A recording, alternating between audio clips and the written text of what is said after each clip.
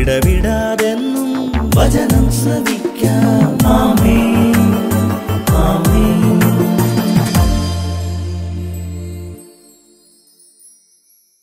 യേശുവിൻ്റെ ഏറ്റവും പ്രിയപ്പെട്ട കുഞ്ഞെ, കൊളോസ്സോസ് 4:6 നിങ്ങളുടെ സംസാരം എപ്പോഴും കരുണാമസൃണവും ഹൃദ്യവുമായിരിക്കട്ടെ.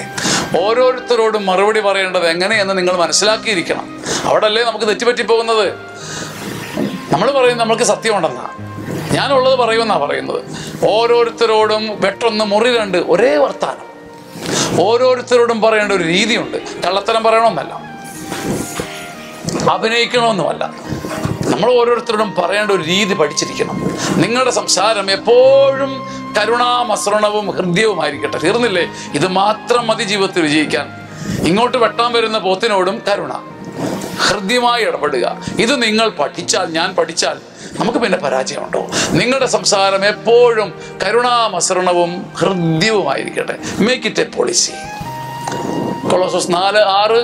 ആമേൻ, ആമേൻ, ആമേൻ.